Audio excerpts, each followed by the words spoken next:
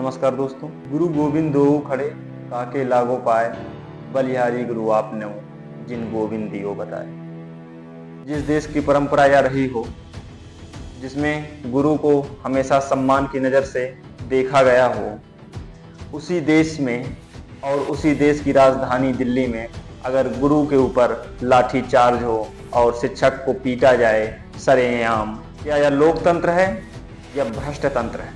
SSC exam जो अभी हुए थे उसमें धांधली के चलते शिक्षकों और स्टूडेंट ने साथ में सरकार के खिलाफ और एसएससी के खिलाफ आंदोलन किया था और उसमें उन्हें सरेआम पीटा गया और उन्हें सरेआम बसों में भरकर वहां से हटाया गया। अब तो लगता है कि भारत में इतने स्कैम होने लगे हैं कि इन पर वेब सीरीज बनना शुरू हो गई। लेकिन क्या यह सबसे बड़ा स्कैम नहीं है? क्योंकि लगातार कोई पेपर का लीक होना, लगातार पेपर देने में स्टूडेंट को प्रॉब्लम फेस करना, क्या यह कॉमन बात रह गई? जो शिक्षकों का आरोप है उनके अनुसार कहते हैं उसमें बच्चों का सेंटर 1000 किलोमीटर 800 किलोमीटर दूर बनाए गए। एक स्टूडेंट का तो अंडमान निकोबार, हरियाणा के स्टूडेंट को अंडमान निकोबार भेज दिया गया और केरल के स्टूडेंट को हरियाणा बुला लिया गया। इस तरह एसएससी का एग्जाम अभी जो हुआ उसको कराया गया, तो उसके खिलाफ अगर कार्रवाई करने के लिए और उस पेपर को रद्द कराकर फिर से कराने के लिए अगर मांग उठ रही तो गलत क्या है? उसमें धांधली के आरोप इस कदर लगे हुए हैं कि कहा तो ये भी जा रहा है कि जहां पर सेंटर बने हुए हैं वो एरिया ऐसे लोकेशन पे आती थी कि जहां पर नीचे गाय बंधी हैं और ऊपर पेपर हो रहे हैं। स्टूडेंट जिस माउस का प्रयोग कर पेपर दे रहे थे, कहते हैं वो माउस काम ही नहीं कर रहा था।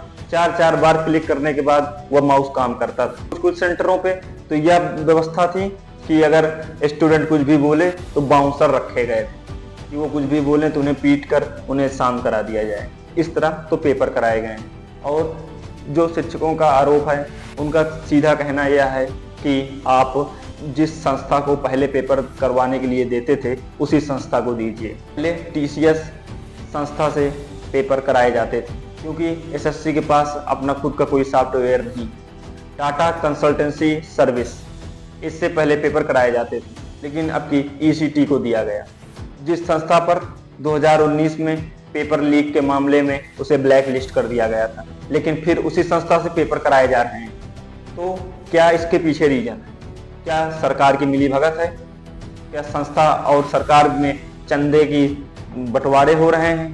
किस वजह से पेपर लीक हो रहा है? क्योंकि एसएससी वेंडर कंपनी को या पेपर कराने के लिए देती है क्योंकि उसके पास कोई अपना खुद का सॉफ्टवेयर नहीं है। सरकार को अपना खुद का सॉफ्टवेयर क्या नहीं बनाना चाहिए कि जिससे वो किसी प्राइवेट कंपनी पर निर्भर ना हो? यहाँ पर स्टूडेंट पेपर देने गए थे, वहां पर बेसिक सुविधा भी नहीं थी, जैसे कि शौचालय, बाथरूम, ऐसे भी सुविधाएं नहीं थी। और कहा तो यहाँ तक जा रहा है जिस बिल्डिंग में स्टूडेंट पेपर दे रहे थे उसी के ऊपर डीजे बज रहा था और लड़के पेपर दे रहे थे, स्टूडेंट पेपर दे रहे थे। अगर आप किसी स्टूडेंट को हरियाणा से उसका सेंटर अंडमान निकोबार बना रहे हैं पेपर देने के लिए, प्रॉब्लम यहाँ तक भी नहीं है। अगर वह वहां तक जाए और पेपर देने के लिए और वहां पर लिखा रहे पेपर कैंसिल हो गया तो कैसा लगेगा? लोग तो यहाँ तक कह रहे हैं कि जहां पर उनका पहला सेंटर बनाया गया था, रात में अपडेट आए कि वहां पर सेंटर नहीं है और फिर उन्हें बताया भी नहीं गया कि आपका सेंटर दोबारा कहाँ। इस तरह तो पेपर हुए हैं जिसमें से 3 लाख ने पेपर दिया था और 55,000 लोगों ने इशू उठाया, और अभी 20 लाख लोगों को पेपर देना बाकी है। उसमें कितने लोग आवाज उठाएंगे?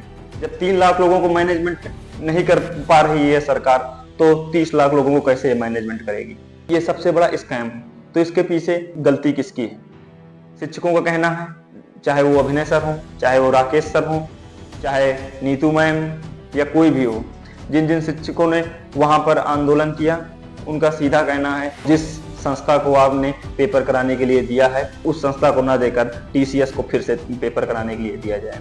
उस संस्था के ऊपर जो आरोप लग रहा है कि वह केवल और केवल कुछ पैसे बचाने के लिए ऐसा काम कर रही है।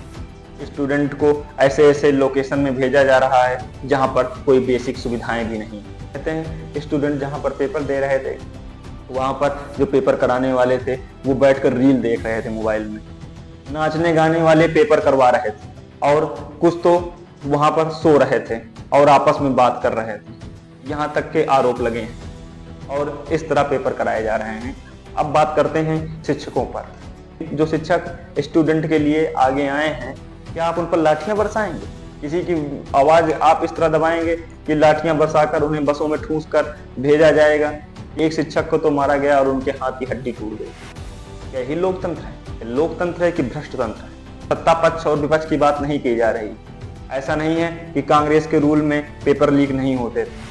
आपके सामने यह डाटा पूरा लिखा है कि कांग्रेस से लेकर और बीजेपी तक कितने पेपर लीक हुए हैं। इस स्कैम पर सरकार को जल्द से जल्द कोई सख्त कदम उठाने चाहिए, क्योंकि कुछ चंद पैसे बचाने के लिए अगर आप स्टूडेंट के लाइफ से खिलवाड़ कर रहे हैं तो वह पैसे आप बचाकर क्या करेंगे? मध्य प्रदेश में लाडली बहन योजना चलाएंगे या बिहार में मुफ्त योजनाएं चलाएंगे, या सरकार जो है वो मुफ्त योजनाएं बांटने के लिए इन पैसों को बचा रही है? इसलिए इन पैसों को बचाया जा रहा है। इस स्कैम पर सरकार को जल्द से जल्द कोई सख्त कदम उठाने चाहिए, क्योंकि ये कोई छोटा स्कैम नहीं है, या भारत का यह सबसे बड़ा स्कैम है। इसी के साथ नमस्कार, जय हिंद।